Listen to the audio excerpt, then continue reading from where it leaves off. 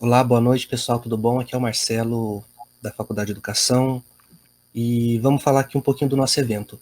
Um feedback para vocês, eu acho que é interessante sempre a gente passar uma devolutiva da atividade. A gente viu com muita positividade a experiência de ontem, que foi uma experiência única, uma experiência primeira, e que deve ser muito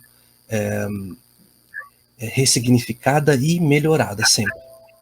A gente conseguiu identificar algumas falhas, sobretudo falhas técnicas na internet, e a gente conseguiu também identificar que, por conta do tempo avançado, não conseguimos dar a devida atenção para os feedbacks, para os comentários, que na live próxima, que será com o professor Roberto, faremos momentos de diálogo ao vivo com vocês pelo chat. Então, a partir da próxima semana, teremos uma metodologia nesse sentido de diálogo com o chat. Além do mais, outra questão só para sempre ficar reforçado. A inscrição do evento ficará aberta até o último dia de live, e após o último dia de live, no dia seguinte, mandaremos uma atividade que será a atividade que basearemos o nosso certificado. E um último dado que ficou, que é preciso a gente pontuar, que foi uma pessoa que pediu, que se a gente poderia ter uma atenção maior às pessoas com deficiência auditiva. Para alguma pessoa que tem alguma deficiência auditiva, seja qual for o grau. Então a gente está dizendo o seguinte: a nossa transmissão sempre será assíncrona, tanto no Facebook quanto no YouTube. E no YouTube, as transcrições são automáticas e ao vivo. Então, se você tem um colega que possui uma deficiência auditiva, peça para ele assistir no YouTube, que vai poder participar da mesma forma, sem perder nada e ao vivo. Pessoal, uma satisfação, então, dar esse retorno para vocês, né? A nossa ideia, como o Marcelo falou, é, de fato, uma experiência, né, com essas novas práticas pedagógicas. Então, a ideia é satisfação para o nosso público em geral e também para os nossos alunos que estão inscritos e que vão participar dos encontros, tá?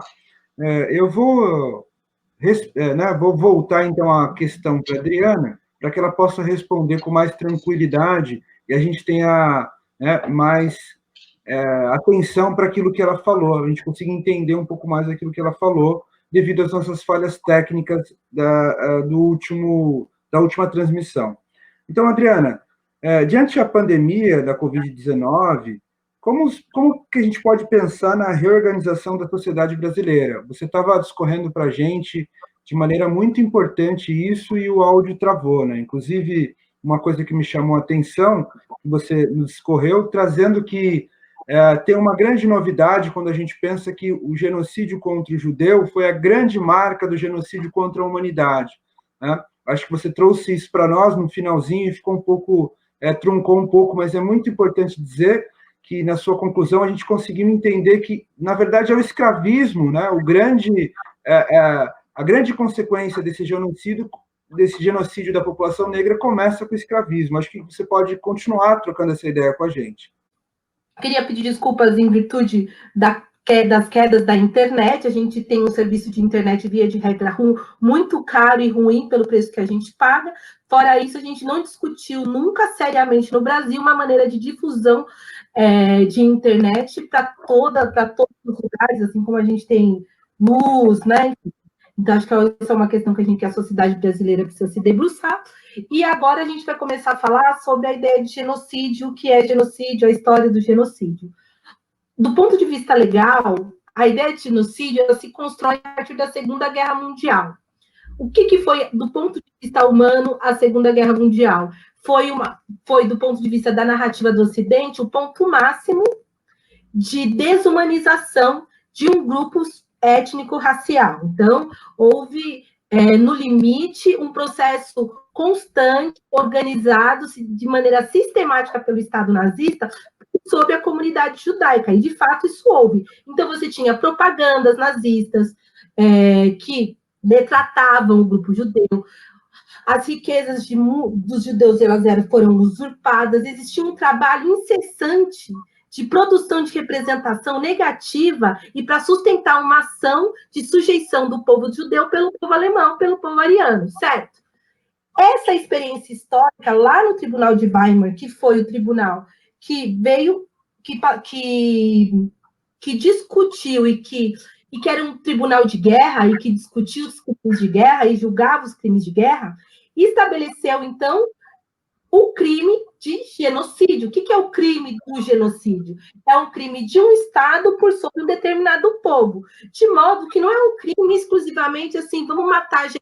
Não diz respeito especificamente a isso. Diz respeito a você produzir ações sistemáticas que aviltam e atentam contra a dignidade e a vida de um povo. Por exemplo, nos anos 90, nos anos 80, quais eram as apresentadoras de programas infantis da televisão brasileira que as crianças eram sujeitadas? A gente tinha a Mariane, a gente tinha a Xuxa, a gente tinha a Mara Maravilha, a gente tinha a Angélica.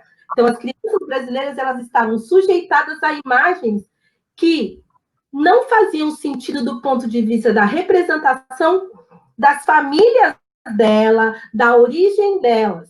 Isso significa o quê? Que faltar representação pública da população negra e o Estado organizando essa ausência dessa representação, chancelando essa ausência de representação, isso é uma prática genocida. Entretanto, é muito importante a gente pensar que quando a gente vai observar a história do genocídio, o genocídio, como um dos maiores crimes contra a humanidade que pode acontecer, ele é determinado a partir da experiência judaica. E ele, de maneira geral, ele reconstrói uma história de dignidade para o povo judeu. Então, a partir da ideia de genocídio, você tem ação afirmativa, de diversas naturezas, não apenas de restituição financeira, mas de restituição de histórias do povo, financiamentos de pesquisa. É o seguinte, então, a ideia jurídica do genocídio, de genocídio do ponto de vista legal, que responsabiliza o Estado por sobre ações que aviltam a dignidade de um povo, então você não precisa matar o povo, mas você pode promover inúmeros tipos de ações reiteradamente para estabelecer uma relação de subalternidade com esse povo, que foi estabelecida e reconhecida do ponto de vista legal a partir da experiência judaica. Ela, por exemplo, construiu uma série de ações super importantes de restituição e de reparação para a história e para a memória do povo judaico. Hoje, por exemplo, aqui em São Paulo, a gente tem umas 4, 5 escolas judaicas e não existe nenhum problema das escolas judaicas acontecerem. É importante que as pessoas tenham fortalecidas a história do seu povo. Essas escolas, elas existem, elas podem funcionar dentro de uma democracia, elas só não poderiam funcionar se elas estivessem ali professando valores que aviltassem ou que construíssem uma ideia contrária à humanidade, ou de maneira melhor que eu pudesse dizer, que tivesse construindo ali pessoas, ideias que sujeitassem, que solapassem os diversos tipos de subjetividade. Certo? Então, é super importante essa ideia de genocídio que foi construída a partir da segunda experiência nazifascista com a população judaica. Entretanto, ainda que se a gente vai ver na literatura, inclusive o Foucault também reconhece isso, que fala que é a primeira experiência do estado de sítio. O que é o estado de sítio? É um poder supremo estabelecendo relações de sujeição com um determinado grupo social, ou determinados grupos sociais, e inclusive legislando sobre as suas condições de vida ou de morte. Se a gente voltar um pouquinho na história, a gente vai perceber que a Plantation, portanto, o que foi a Plantation? A primeira unidade a unidade de produção do sistema escravista. Então, você vai lá, você sequestra as pessoas, você traz as pessoas num transporte insalubre, submete as pessoas a trabalhos forçados e você cria condições para que essas pessoas apenas sobrevivam. E qualquer coisa que essas pessoas façam de acordo, que não seja de acordo com o que está estabelecido pelo poder colocado, elas podem ser mortas, por exemplo, elas podem sofrer achaques. Então, veja, do ponto de vista das organizações que construíram o século XX, a gente já tem um problema colocado na ideia de genocídio, que ela tem escopo por sobre a experiência judaica, mas não reconhece a experiência histórica do escravismo para a população negra, ok? Para a gente pensar um pouco sobre essa questão, a gente tem um livrinho aqui, este livrinho aqui, ó, O Genocídio do Negro Brasileiro. Essa é uma edição nova, mas em sebo, eu acho que eu paguei R$30.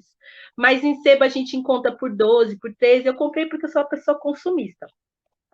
Esse livro do Abdias do Nascimento, ele foi publicado em 68. Não sei se vocês conhecem o Abdias do Nascimento. Quem já foi lá no Museu Afro Brasil, a gente vai ter uma coleção de quadros do Abdias do Nascimento, muitos legais. Os quadros dele estão perto do quadro do Rubem Valentim. Dos quadros do Rubem Valentim. O Abdias do Nascimento, ele foi o único brasileiro na história que participou do primeiro encontro de artes negras em Dakar, no continente africano. E ele criou o Teatro Experimental do Negro, ele foi senador da República, e já em 68 ele propõe uma outra interpretação para a sociedade brasileira, dizendo que ele olha para a ideia de genocídio construído pós-Segunda Guerra Mundial, e ele pega esse conceito e ele traz aqui para avaliar a nossa experiência de país, de construção, e para avaliar a condição da população negra. E ele vai dizer assim, ó, o Brasil é marcado por estruturas que constroem a sujeição da população negra brasileira. Isso não significa que o Brasil ele produz ações exclusivamente de assassinato de meninos negros. Claro que, de fato, a gente sabe que aconteceu, inclusive no dia da nossa live, o assassinato do menino Guilherme, na Zona Sul de São Paulo, na Vila Clara, mas o fato é que você tem o assassinato, mas você tem, por exemplo, o não investimento em saúde no momento do Covid em bairros negros, por exemplo. Você tem a ausência do debate racial nas escolas. Ah, mas tem a Lei 10.639. De fato, tem a Lei 10.639, mas a gente não tem recurso para encaminhar a legislação. Todos esses elementos que eu podia ficar aqui reiterando de diversas maneiras, eles se organizam aquilo que a gente pode chamar de racismo estrutural, que é o racismo que organiza as relações sociais, que estabelece a construção de uma governamentalidade. O que é a governamentalidade? É a organização de ideias que passam para o cotidiano e que a gente não questiona. Por que a gente reprova, por exemplo, 10 meninos 3 vezes na mesma série? E depois a gente faz isso tranquilamente. Aí, quando a gente ultrapassa, a gente olha, esses meninos têm que sair da escola. Quer dizer, a gente já constrói, quando a gente reprova 10 meninos na escola, 10 meninos na mesma série, a gente está construindo um destino manifesto sobre qual é a trajetória de vida ou de morte desses meninos, certo? Então, é muito importante a gente pensar na ideia de genocídio, porque quando a gente pensa na ideia de genocídio, a gente vai pensar quais são as estratégias que eu vou utilizar para retomar e construir uma ideia de humanidade que vá contemplar a diversidade da experiência humana. Lá no começo da minha fala, quando na primeira pergunta, eu falei sobre a precariedade da vida e do corpo, eu estava dizendo assim, que a gente é exposto a diversas forças, da linguagem, do trabalho e do desejo, que são fundamentais para a gente entender quem são as vidas que serão, e as trajetórias e a produção cultural que vai ser legitimada e aquela que não vai ser legitimada. Quando a gente observa a ideia de genocídio, a gente usa a ideia de genocídio e junta com a ideia de vida precária, de quem são aquelas pessoas que podem morrer, e a gente vai fazer uma avaliação e identificar traços críticos nesses comportamentos, nos comportamentos, nas vestimentas. A gente vai falar que os cria, que são os nossos meninos, eles são vidas que podem ser sujeitadas. Que a dona Hortência, que era liderança comunitária lá em Arthur Alvim e que era auxiliar de enfermagem, linha de frente da Covid-19, tudo bem, não há problema que ela tenha morrido, porque de fato, né, as pessoas que interessam no centro da cidade, nos hospitais particulares ou nos hospitais, mesmo os públicos de ponta, estão atendendo bem as coisas. Então, a gente não se constrói do ponto de vista ético. Então, acho que a gente tem que fazer um debate aqui que vai problematizar uma questão central sobre a ética, que organiza os valores que a gente vai identificar como matáveis, como passíveis de ficarem vivos ou não. E é daí que tem que partir qualquer proposta ou projeto político que vai encaminhar, né, um projeto que, de fato, contemple a vida humana na sociedade brasileira. Mas eu acho que eu vou encerrar por aqui, que daqui a pouco a gente volta. Um beijinho. Bom, acho muito importante essa colocação que a Adriana fez, que nos ajuda a pensar sobre o ingresso desses jovens negros, né, na escola, ali pela década de 80, 90, quando a gente percebe que existe uma obrigatoriedade na Constituição, que do ensino já existia, né, mas a partir de 88, da Constituição, isso fica mais forte. Então, a mulher negra precisa mandar o seu garoto, o seu jovem para a escola, porque senão ela não consegue um emprego, o emprego vai estar atrelado à obrigatoriedade de você matricular o seu filho na escola. E a escola, será que tá preparada para receber esse jovem negro, né? Será que vai ter outra epistemologia, outra maneira de acolher esse jovem negro ao ponto de que ele possa também gostar da escola, né? Então, acho que a Adriana já está mostrando isso, que a própria escola, né, começa a olhar para esse jovem negro de maneira a excluí-lo, não a incluí-lo, né? Mas vamos continuar o nosso debate, porque também a Cristiane, por algum momento, esteve ausente do debate devido a problemas técnicos, né? Acho que ela pode retomar um pouquinho o finalzinho da fala, se ela quiser, mas já tinha uma pergunta já preparada, que era essa, né? Claro, daqui a pouco a Covid está acabando, a gente espera que tenhamos uma abertura tranquila e as pessoas possam voltar, né? E diante dessa questão, no pós-Covid, como é que a gente podia pensar um pouco, Cris, você que tem um trabalho belíssimo nessa questão de metodologia e também de aplicação prática, né, de uma educação, de outra epistemologia, como é que a gente podia pensar em metodologias que possam acolher os saberes distintos, né, para atender a população negra? Como é que a gente pode pensar nisso? Boa noite, pessoal.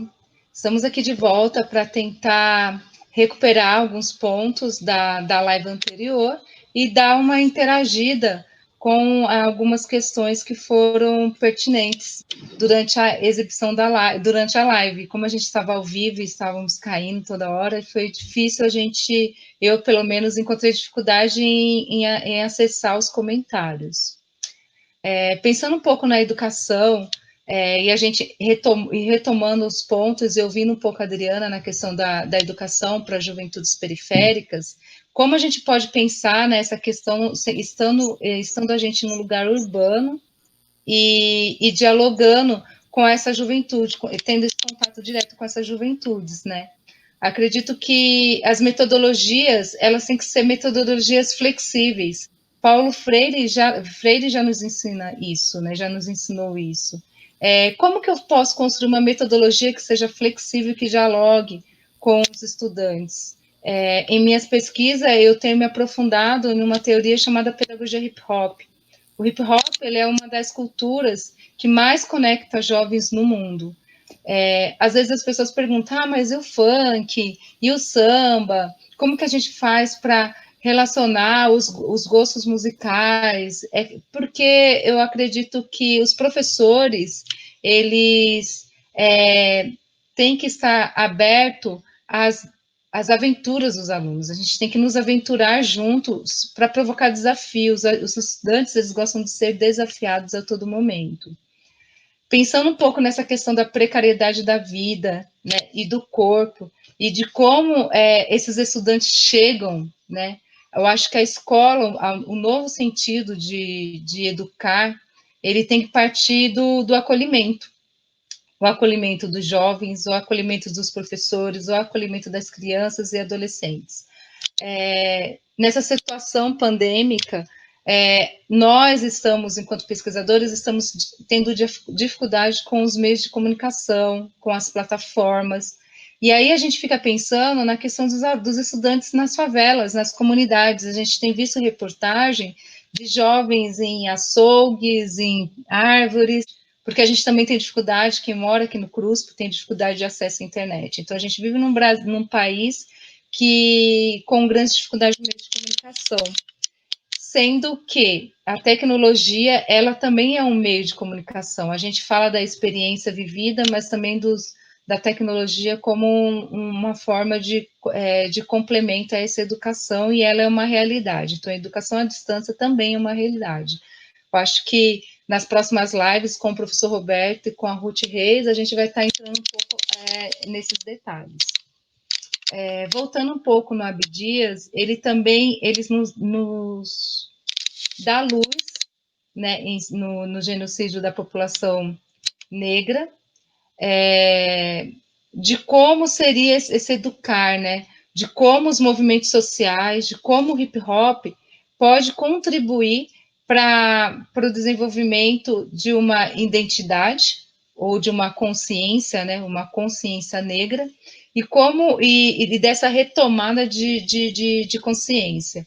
Ao mesmo tempo em que provoca ressignificação, e por meio disso a gente consegue difundir e promover a afirmação da cultura afro-brasileira.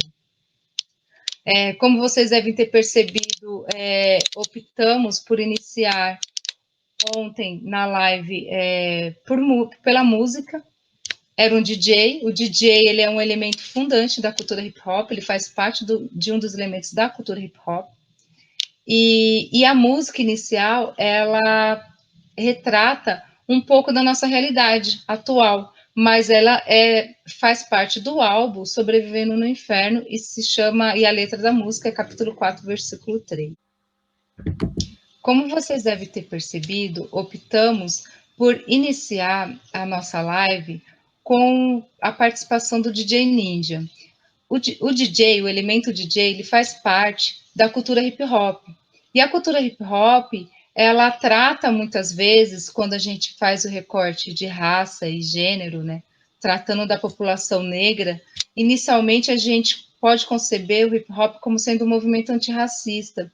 E ao trazermos a música capítulo 4, versículo 3 do álbum Sobrevivendo no Inferno, parece que a gente está vivendo aquela situação atual, né? Parece que é uma realidade atual devido aos índices de violência e abusos da polícia que estão ocorrendo no Brasil e nos Estados Unidos.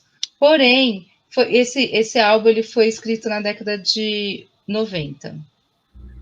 Como vimos ontem, sobreviver no inferno para a população negra é cultural.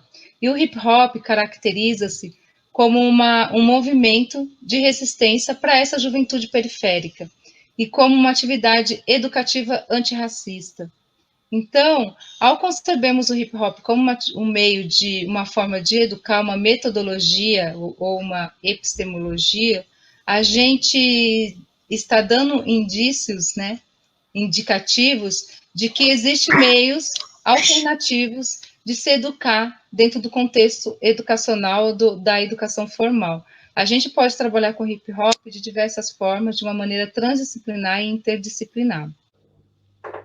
Bom, acho que essa questão une, Cristiane, a tua questão com a questão da Adriana, né? Porque a Adriana estava explicando para a gente que o genocídio do negro não é só o genocídio que vem através da morte, mas o genocídio de toda a manifestação, né? Então, quando essa criança chega na escola, quando esse adolescente chega na escola, ele tenta ali encontrar alguma coisa que se parece com ele e ele não encontra, né? Então, a Adriana, por exemplo, comentou das repetências, quanto a gente repete essas crianças, que a gente não dá atenção devida. Tem aquela sala problema, como você mesmo comentou, né? E claro que o hip-hop, o rap, como a gente viu o DJ Ninja no início, é uma maneira de a gente ensinar essas novas epistemologias para que essa criança, esse jovem que tem acesso com as coisas, né, que ele vê no dia a dia na periferia, ele possa também ter isso dentro da escola.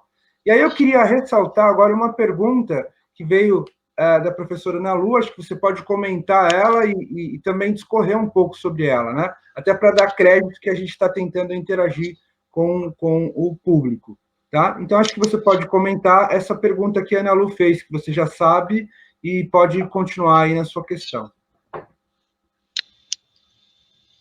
Então, a professora Ana Lu, ela fez uma questão para a gente ontem, em referente ao nós por nós da quebrada, né? Então, quando eu falei da política da sobrevivência, que é a base uma das bases fundantes do feminismo negro, e exemplifiquei com a questão das mães, dando exemplo da minha própria mãe, como que essas mulheres se reorganizam para saciar a fome dos seus filhos, né? É uma forma de estar juntas e, ao mesmo tempo, garantir o sustento, ou seja, é nós por nós, se não for por elas, que seja pelos filhos. Então, a política... E aí, essa política da sobrevivência é que nos dá, nos dá esperança. Então, esse sentido do nós por nós, por exemplo, é um grito também das juventudes periféricas. Quando a gente... quando o Eduardo Januário falou da questão do medo, por exemplo, o medo de sair na rua e tomar um enquadro, quando a gente deu esse exemplo.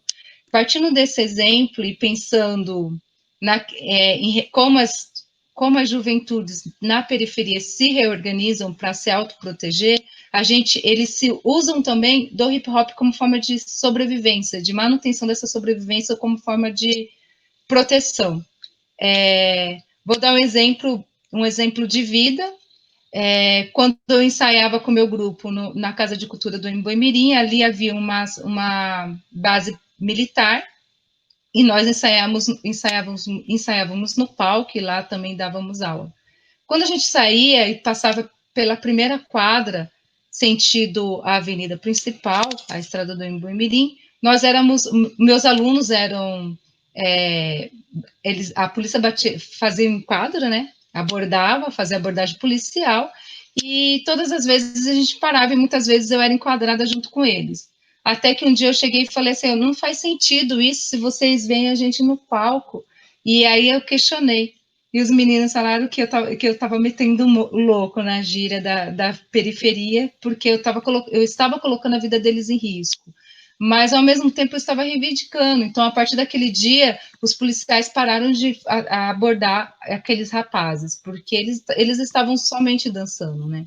E o hip-hop, ele possui uma política, a política de salvar vidas, contra a injustiça social. Então, o movimento de vidas negras importam, tanto aqui no Brasil como nos Estados Unidos, esse movimento, ele tem como inspiração também o hip-hop, porque o hip-hop é uma política também trabalha, e toda a sua metodologia, digamos assim, cultural, social, política e educacional, por meio da justiça, porque também se dá por ser um movimento antirracista.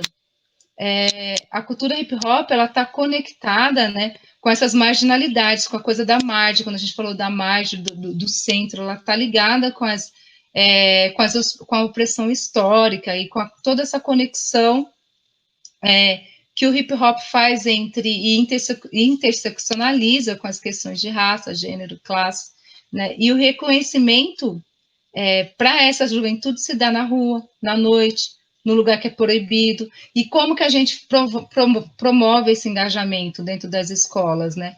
Então, a gente usa esse movimento que é um dos movimentos que a gente tem hoje, a cultura hip hop, como um dos movimentos que mais atrai jovens no mundo, tanto que, por exemplo, o Comitê Olímpico está de olho no break, na dança break, por exemplo, que é um dos elementos da cultura hip hop. A gente vê bancos, a mídia, colocando propagandas com grafite, com dança, com elementos da cultura hip hop, elementos simbólicos e representativos. E com isso, a gente também pode pensar na questão de se o hip hop educa na rua, ele também pode educar dentro das escolas. Então, como que a gente atrai essa juventude? Às vezes os professores perguntam, mas eu não curto rap, Ah, mas como que eu faço? Eu não danço, eu não tenho coordenação motora. É você atrair a juventude. A gente tem N materiais. A Ana Lúcia, ela fala é uma professora Ana Lu, ela vai falar dos letramentos, né, que o hip hop tem. Então, a gente tem moda, a gente tem a moda hip hop, o letramento de rua, a literatura de rua, beatbox, grafite, e ela vai falando de todas as questões que envolvem esse ato de letrar, né, do ensinar, o engajamento, a provocação do engajamento dessa juventude para dentro das escolas, né. Uma das pesquisas que a gente tem feito nas escolas é tentar fazer com que a juventude que está em cima do muro entre para dentro da escola, né? Esse é um dos nossos maiores desafios. Então, quando a gente leva um DJ para dentro da escola, quando a gente leva um grafiteiro, acaba atraindo essa juventude e fazendo sentido para ele. Então, o estudante ele quer alguma coisa que faça sentido, que seja na figura daquele professor.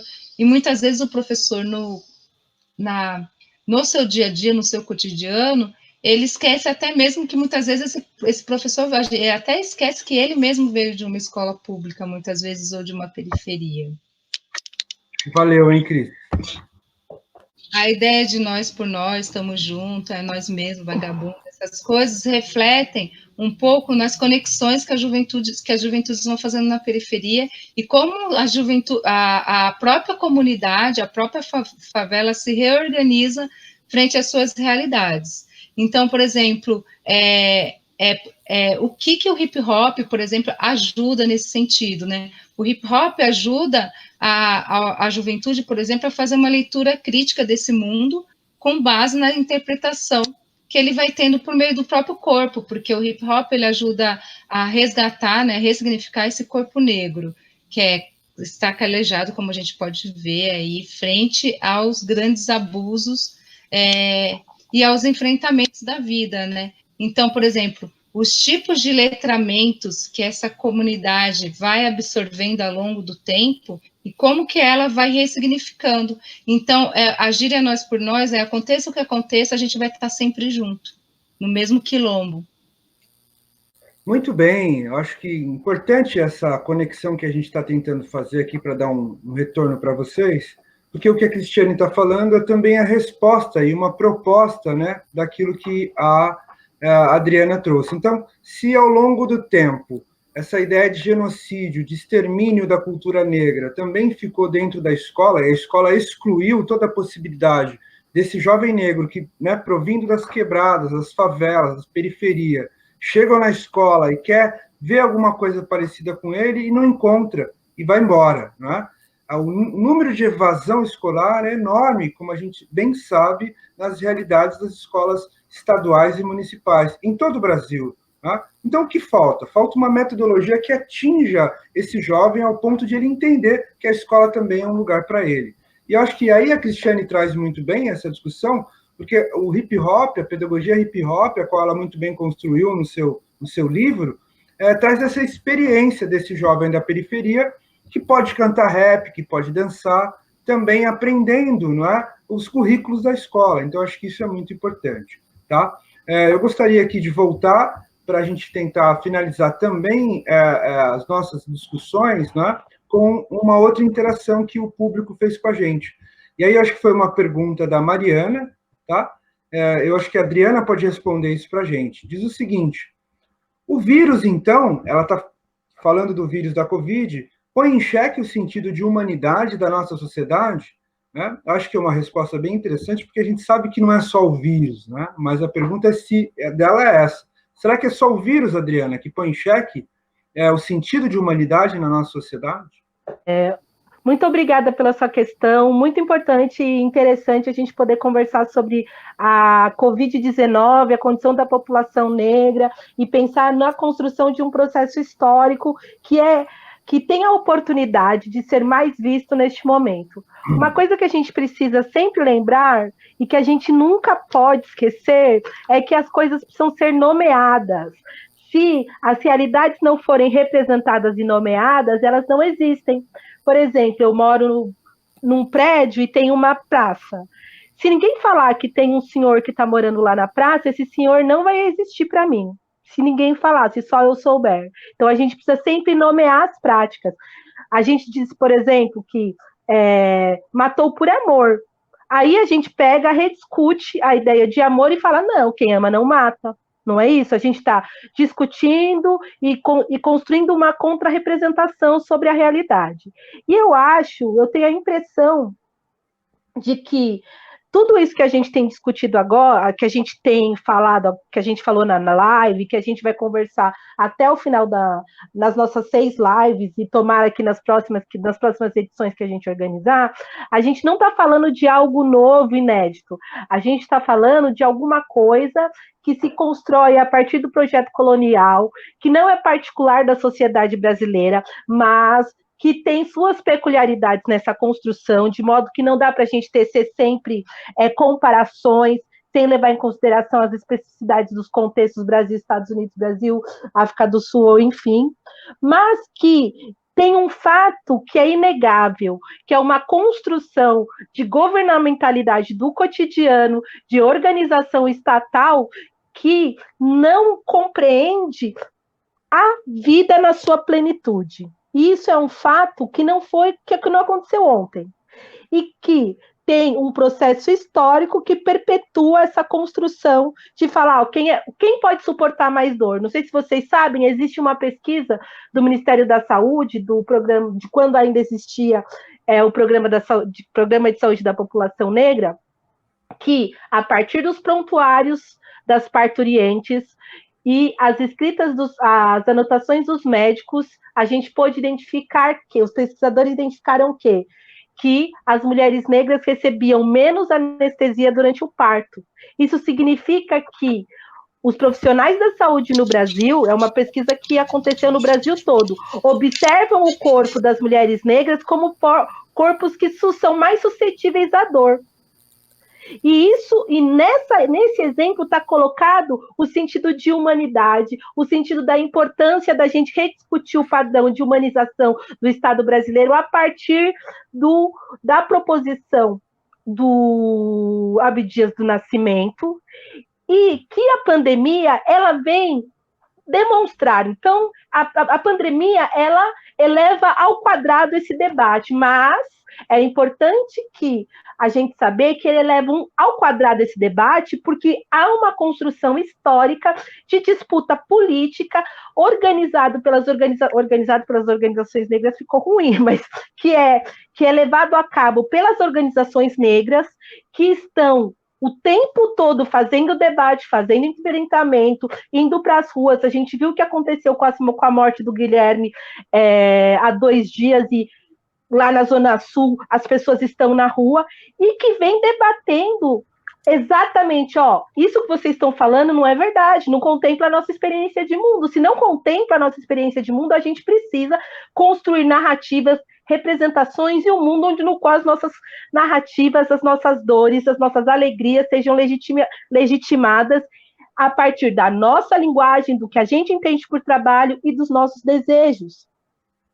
Então, acho que a pandemia ela é mais uma oportunidade para a gente discutir, mas a gente só está discutindo porque tem um trabalho incessante do movimento negro brasileiro, do movimento negro de mulheres brasileiras, do movimento de LGBTQI+, discutindo isso e produzindo e construindo e fortalecendo ações, e nós somos fruto, eu sou fruto dessa história, o Januário é fruto dessa história, a Cris é fruto dessa história, o Marcelo, toda a população negra que acessa determinados espaços e que faz o debate e que assume cargos e compra a discussão, está construindo essa trajetória. Então, eu não posso achar que é a pandemia. A pandemia é um momento que nos trouxe a possibilidade de falar mais sobre, mas mesmo durante a pandemia é a população negra que está nas quebradas, que está se organizando e está tentando construir alternativas. Muito obrigado, viu, Mari? Um beijinho. Eu acho que é muito importante a sua resposta, Adriana, que também nos ajuda a pensar, não é, em como é que essa pandemia vem trazendo inúmeras coisas para a gente refletir. E não é só a pandemia, né, como a Adriana muito bem nos colocou. Né? Existe um histórico de reclamação, inclusive, do movimento negro, um histórico de reclamação dos movimentos sociais, né, ao descaso e o descuido com a população negra. Acho que isso que é o legal da universidade, isso que é o legal, a universidade que seria o lugar de várias diversidades de pensamento, não é? Então, nós temos aqui a possibilidade na FEUSP, mas também não é só na FEUSP, em outras federais, né? Outras universidades estão fazendo esse debate. Eu acho que é importante a defesa da universidade pública, justamente porque ela nos dá a possibilidade de trazer aqui, né, o outro lado da história, né, que são pessoas negras discutindo e debatendo sobre a própria situação da população negra. Então, acho que isso é importante. Bom, eu queria, para finalizar, tecer apenas um comentário que foi nos colocado no chat em relação a gente utilizar alguns autores, né, que não são negros. Acho que essa é uma discussão longa, que inclusive merecia um outro debate, um debate específico, tá?